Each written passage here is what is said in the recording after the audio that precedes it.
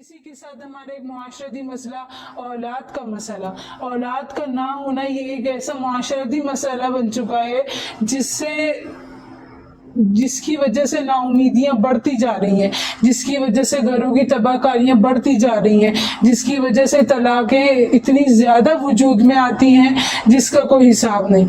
علماء کرام، مفتیان کرام فرماتے ہیں کہ اگر اس صورتحال میں بھی ہم اپنی نظروں کو نہ کھولیں، اپنی آنکھوں کو نہ کھولیں، اپنے گریبانوں میں نہ جھانکیں، اپنے اعمال کو درست نہ کریں، تو پھر یہ ہمارے لیے سوائے رسوائی اور ناکامیوں کے اور کچھ نہیں۔ ان چیزوں میں جب اولاد کا مسئلہ اتنی تیزی سے بڑھتا جا رہا ہے کہ اولاد ہو ہی نہیں رہی، یا اولاد اگر ٹھہرتی ہے تو تھوڑے دنوں بعد ختم ہو جاتی ہے۔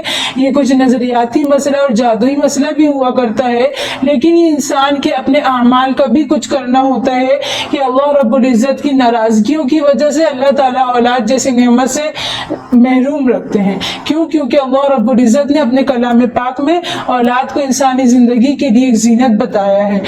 اسی کی وجہ سے اللہ رب العزت نے انسانی زندگیوں کو ایک پرآسائش بنایا ہوا ہے۔ ایک اولاد ایسی چیز ہے جس کے لیے انسان تکدو کرتا ہے، انسان محنتیں کرتا ہے، کمائی کرتا ہے، اپنی اولاد کو اوپر پہنچانے کے لیے، اپنی اولاد کو ہر طرح کی آسائش دینے کے لیے ہی انسان جیا کرتا ہے۔ جب اولاد نہ ہو تو انسانی زندگی کا مقصد ختم ہو جاتا ہے۔ ہم ان لوگوں کو دیکھیں جن کو اللہ تعالیٰ نے بے اولاد رکھا، جن کو اللہ تعالیٰ نے اولاد کی نعمت سے نہیں نوازا، جن کو اولاد کی نعمت سے محروم رکھا، ان کی زندگیاں دیکھیں، اور ان لوگوں کی زندگیاں دیکھیں جن کو اللہ تعالیٰ نے اولاد کی نعمت سے نواز کر سرفراز فرما دیا۔ دونوں کی زندگیوں میں ہمیں زمین آسمان کا فرق ملے گا۔ کیا کیا فرق ملیں گے؟ پہلے وہ لوگ جن کو اللہ نے اولاد دی ان کی زندگیوں میں آسائشیں ہوں گی، اگر وہ تھوڑا سا کما رہے تو تب بھی اس میں اللہ نے برکتیں رکھی ہوں گی۔ کیوں؟ کیونکہ اللہ رب العزت نے خود فرمایا کہ جب میں ایک جان نیچے بھیجتا ہوں، زمین پر بھیجتا ہوں، تو اس کے رزق کا انتظام خود فرماتا ہوں۔ وَمَا مِن دَابَّةٍ فِي الْأَرْضِ إِلَّا عَلَى اللَّهِ رِزْقُهَا، کہ دنیاوی زندگی پر، دنیاوی زمین پر ایسی کوئی جان نہیں جس کا رزق اللہ کے اوپر نہ ہو۔ حدیث میں آتا ہے کہ جب تک بندہ اپنا رزق پورا نہ کر لے اس کو موت نہیں آ سکتی۔ رزق بندے کو اس طرح تلاش کرتا ہے جس طرح موت اپنے شکار کو تلاش کرتی ہے۔ تو اور ان لوگوں کو دیکھیں جن کے پاس اولاد نہیں ہے، تو وہ اگرچہ اتنا زیادہ کمانے لگ جائیں، بہت زیادہ ان کے گھروں میں فراوانی ہو رزق کی بھی، پیسے کی بھی، ہر چیز کی، لیکن ان کے گھر میں وہی سناٹے بول رہے ہوتے ہیں، ان کے گھروں میں ویسے ہی قیامت خیز خاموشی ہوتی ہے، ان کے گھروں میں نہ کوئی رونق، نہ ان کی زندگیوں میں کوئی رونق، بس وہ اندر ہی اندر ڈپریشن کے شکار ہوتے رہتے ہیں۔ تو اولاد یہ ایک ایسی نعمت ہے جس کو اللہ رب العزت نے اپنے کلام پاک میں انسانی زندگی کے لیے زینت قرار دیا۔ اگرچہ اللہ رب العزت نے دوسری جگہوں پہ، آپ علیہ الصلوۃ والسلام نے بھی دوسری جگہوں پہ اولاد کو فتنہ کہا، مال کو فتنہ کہا، لیکن وہ ان کے بارے میں ہے جو انسان کو بزدل بنا دے، جو انسان کو کمزور بنا دے۔ بزدل، کمزور سے مراد کیا؟ کہ کمانے کی جستجو میں کم لگ جائے، نہیں، بلکہ اللہ رب العزت کے راستے میں، اللہ رب العزت کے راہ میں نکلنے سے بزدل بنا دے کہ اگر میں چلا گیا تو پیچھے میری اولاد کا کیا ہوگا۔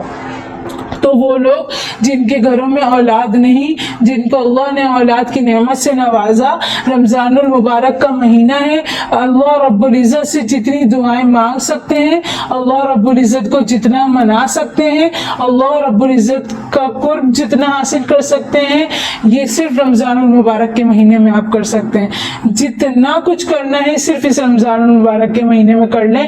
اور یہ چھوٹا سا ایک وظیفہ جو حضرت عثمان بن عفان رضی اللہ تعالیٰ عنہ کا کئی صحابہ کو اور کئی لوگوں کو بتایا ہوا آزمودہ اور مجرب وظیفہ ہے، اس ایک وظیفے کو 40 دن تک اپنی زندگی میں لے آئیں، اپنے عمل میں لے آئیں۔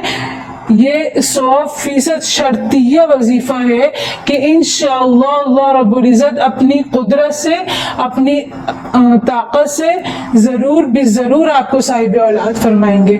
وظیفہ کیا ہے؟ ایک چھوٹا سا عمل ہے کہ دو انڈے ابال کر اس میں آپ نے سورۃ الذاریات کی آیت نمبر 47 اور آیت نمبر 48 یہ لکھنی ہے. آیت نمبر 47 اور 48 کون کون سی؟ وَالسَّمَاءَ بَنَيْنَاهَا بِأَيْدٍ وَإِنَّا لَمُوسِعُونَ وَالْأَرْضَ فَرَشْنَاهَا فَنِعْمَ الْمَاهِدُونَ. تو یہ دو آیات ہیں. آیت نمبر 47 ایک انڈے پہ لکھنی ہے، آیت نمبر 48 ایک انڈے پہ لکھنی ہے.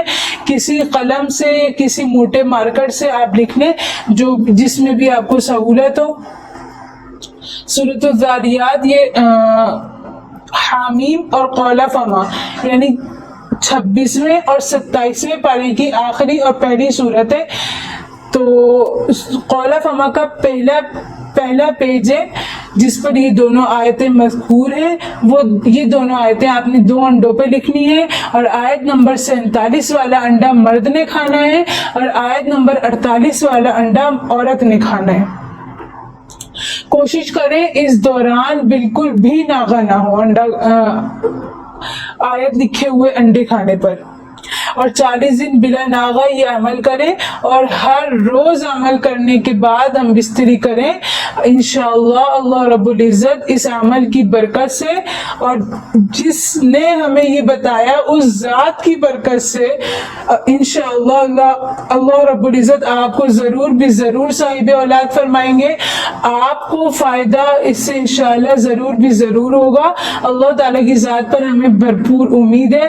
اس وظیفے کو آگے بھی لازمی شیئر کریں تاکہ آپ کی طرف سے بھی اس میں صدقہ جاریہ ہو جائے، آپ بھی اس میں صدقہ جاریہ بن سکے. السلام علیکم ورحمۃ اللہ وبرکاتہ.